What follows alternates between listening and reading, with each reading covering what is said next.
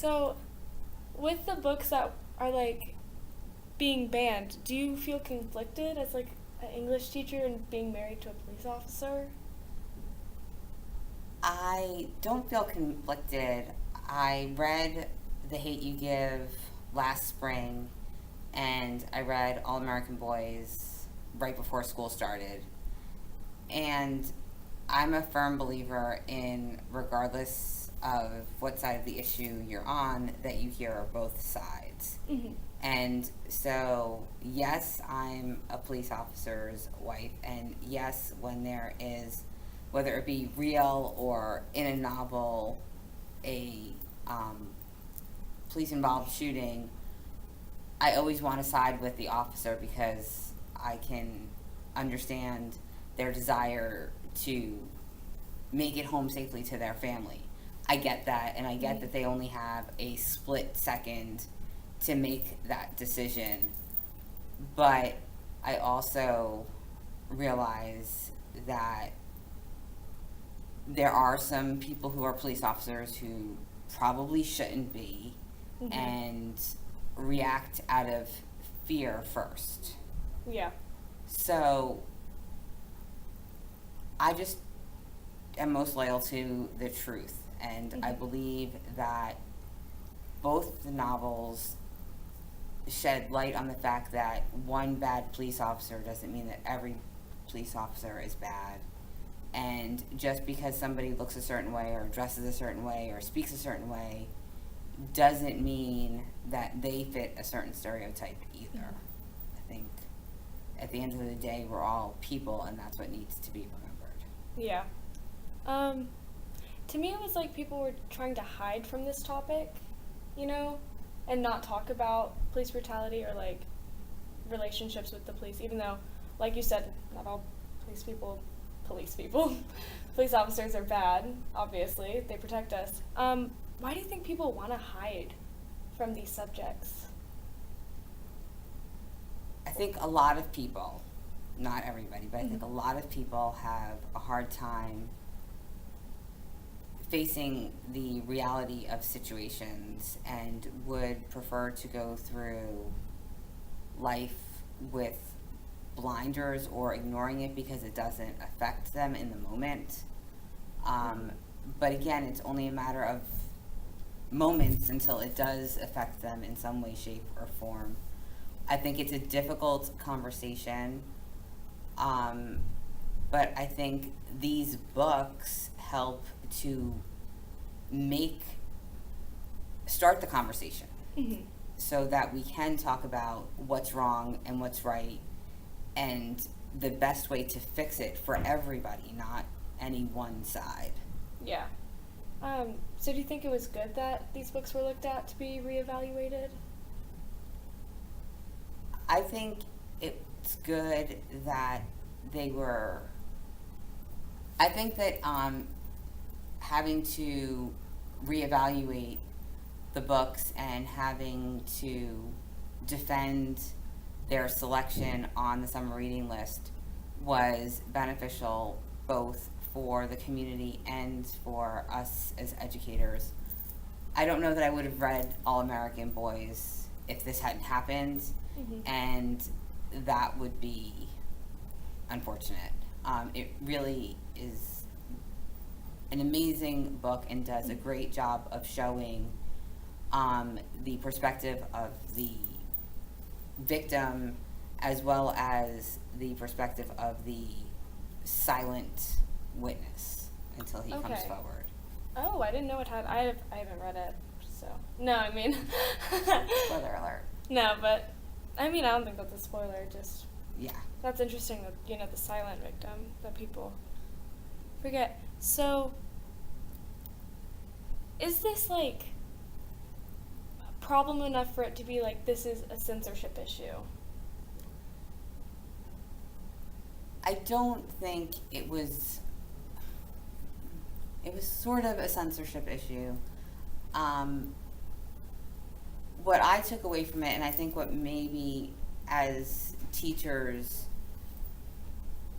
we could look at as a learning opportunity for ourselves, is that when we put together these lists, we know what our intentions are, but the general public doesn't really know what our intentions are.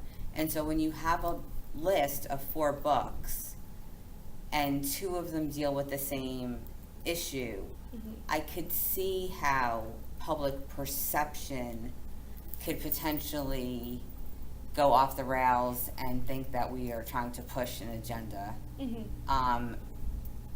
But we're not. We really are just trying to make reading, which by the time most kids get to high school, they hate and they see it as something they're forced to do, as legalized torture.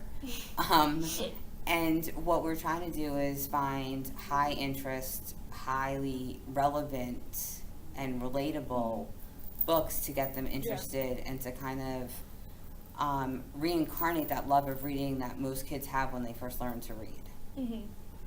Yeah, I could see that, and I get that, making like hot topic books, because that's something that I would want to read, and I mean, but I do love to read, but right. And I also think like being careful again in choosing our words when we provide these blurbs that describe the book. Again, we're trying to pique their interests, but at the same time, what other unintended statement are we making?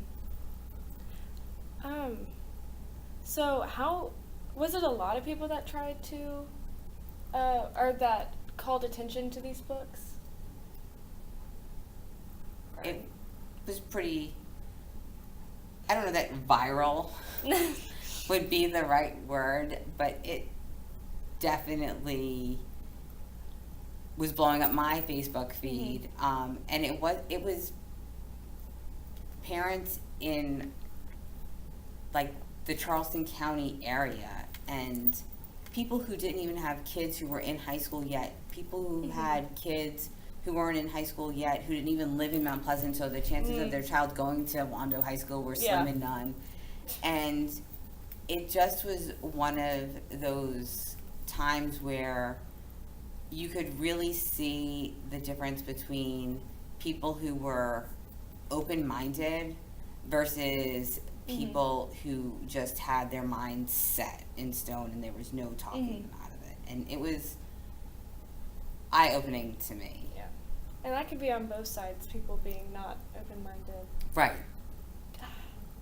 Sometimes I worry that people are too black and white about a lot of subjects, especially, you know, with police brutality and, you know, people of color relationships. It's like, it's so gray because there are so many great people and great police officers. Yeah, and there are so many variables that you're talking about, and I just think that at the end of the day, regardless of what side you're on, that it's important that we look at perspective and not just ours, not just the lens in which we see the event, but really trying our hardest to look at it from that other person's vantage point to learn from these unfortunate incidences and grow and become more united instead of more divided, because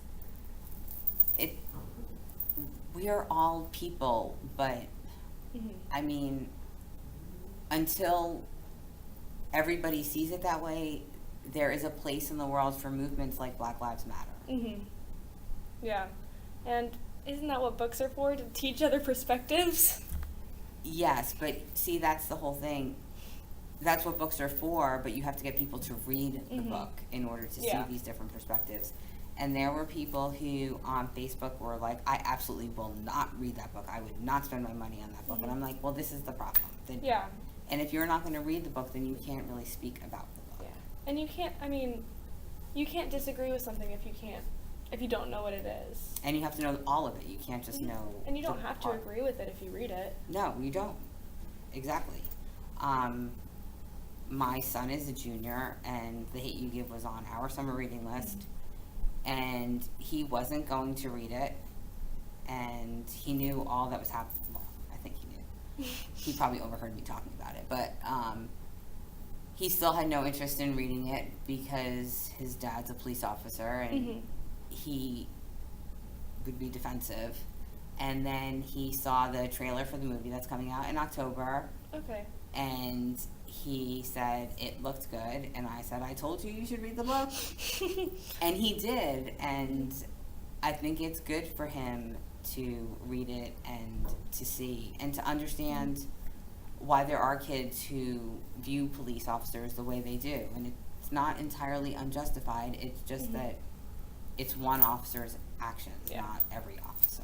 It's just another example of an extreme opinion because of a person in a group, like hating all churches because of a scandal in the Vatican, or you know. It's the problem of only hearing that one version of it and that one story becoming the story. Yeah. Thank you. Yeah. So, just a last question. Okay. So, when, if ever, is it like better or good to ban a book? Like, is it? What would be the circumstances for that? And of course, it's just an opinion. Yes, I mean, I think that if it is intended to elicit or incite harm or violence to people, so